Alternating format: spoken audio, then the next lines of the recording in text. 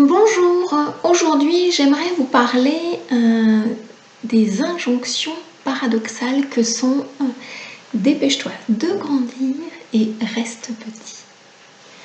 Je suis Catherine de l'Arbre aux Fées, j'accompagne les travailleurs de lumière et futur à guérir leurs blessures d'âme pour retrouver leur guidance intérieure, prendre leur place et l'assumer pleinement. Donc, je disais des injonctions paradoxales. Qu'est-ce que ça signifie? Ce sont des messages inconscients, contraignants, que vous avez inscrits à l'intérieur de vous et qui pilotent un petit peu votre vie de façon inconsciente sans que vous ayez la main dessus. Il en existe plusieurs et aujourd'hui j'aimerais vous parler de deux injonctions paradoxales que l'on appelle « Dépêche-toi de grandir, reste petit ». Je pense que vous allez vous retrouver dans une des deux au moins. Les personnes qui portent en elles cette injonction « dépêche-toi de grandir » ont dû prendre très tôt des responsabilités, ont eu peut-être été élevées par des grands-parents, par des parents qui travaillaient, ont été la première ou le premier de la famille, ont dû très tôt s'assumer et aussi assumer une partie des rôles si par exemple un papa était malade, une maman était malade. Donc on a demandé très tôt à ces personnes de devenir rapidement des adultes pour pouvoir suppléer. Ça c'est la première posture, dépêche-toi de grandir, que je développerai juste après. La seconde posture, c'est ce qu'on appelle l'injonction paradoxale « reste petit ». Alors là, c'est plutôt à l'inverse des personnes qui ont eu du mal à vouloir avancer, à vouloir grandir parce que le monde des adultes ne leur plaisait pas.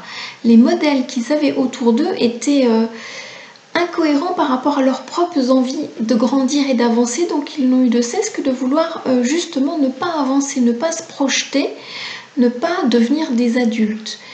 Et qu'ils soient premier ou dernier d'une fratrie, c'était simplement les modèles qu'ils ont eu autour d'eux, des figures parentales que sont les parents, les maîtres, les maîtresses, les professeurs, enfin les grands-parents, la famille, qui ne leur donnaient pas envie d'avancer parce que leur monde intérieur était tellement différent du monde qu'ils voyaient à l'extérieur. Donc pourquoi rentrer dans ce monde à l'extérieur alors que leur monde intérieur était tellement riche, était tellement beau, était tellement magique? Est-ce que vous vous reconnaissez dans une de ces deux postures? Alors, de quoi ont besoin aujourd'hui les personnes qui vivent avec ces parties d'eux qui sont agissantes?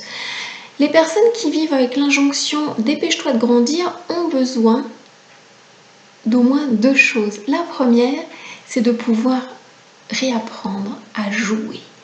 Ils ont tellement grandi vite qu'ils ont oublié ce que c'était que le jeu. Et pour pouvoir apprendre, rien de mieux que le jeu, parce que ça vous permet de façon ludique de devenir grand, de copier les adultes. Donc le jeu. Et la seconde façon de pouvoir vous réapproprier votre juste place, c'est de pouvoir à nouveau rêver, à nouveau inventer un futur qui n'existe pas, qui n'est pas un modèle qu'on vous a proposé sans vous demander votre avis. Donc ces deux choses, c'est vraiment important, c'est de recommencer à jouer et de réapprendre à rêver. Parce que si vous vous reconnaissez dans mes mots, vous allez dire « mais moi je n'ai pas de rêve, je ne sais pas ce que c'est que rêver. Moi je fais des tâches, j'ai des choses à faire et c'est important. On m'a dit que rêver ça ne servait à rien. Ici on a besoin de rêve.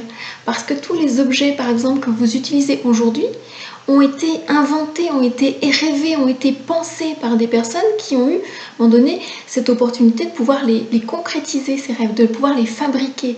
Donc tout part du rêve et à un moment donné, vous pouvez ou non transformer vos pensées, vos rêves en quelque chose de plus concret. Voilà pour les personnes qui vivent avec cette injonction « dépêche-toi de grandir ». Pour les personnes qui, dans l'autre sens, vivent avec l'injonction « reste petit », elles ont, elles, besoin d'un cadre rassurant, d'une structure, car le modèle qu'on leur a proposé n'était pas adapté à leur fonctionnement interne. Donc, pour pouvoir grandir, il faut poser un cadre rassurant et permettre à ces personnes petit à petit de franchir les étapes, parce que sinon, entre là et là-bas, ça fait trop grand, elles n'iront pas. Donc elles ont besoin vraiment de structurer leur vie, de structurer leur journée, de structurer leur temps de travail, de structurer leur vie personnelle et de faire des tâches, comment vais-je dire, petit à petit. Si je prends un exemple tout simple, par exemple la méditation, qu'est-ce que ça peut être difficile pour beaucoup de personnes?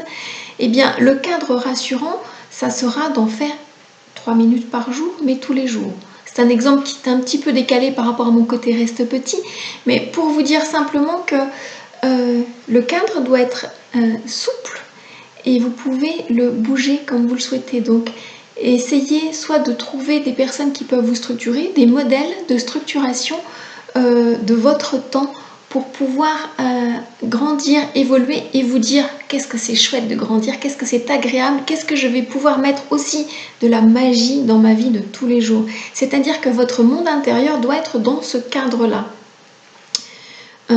Donc vous pouvez par exemple être quelqu'un de très professionnel dans ce que vous faites et mettre du ludique dans votre façon de partager, de transmettre, de manager, d'être dans la relation à l'autre. Et ça, c'est sécurisant pour vous et pour l'autre. Voilà. Donc, dans quelle des deux postures vous retrouvez-vous le plus? Dans la posture de quelqu'un qu'on a poussé à grandir ou quelqu'un qui avait envie de justement de ne pas grandir du tout? Je vous dis bonne découverte de vous, bonne redécouverte de vous et je vous dis à très bientôt. Au revoir, très très belle journée.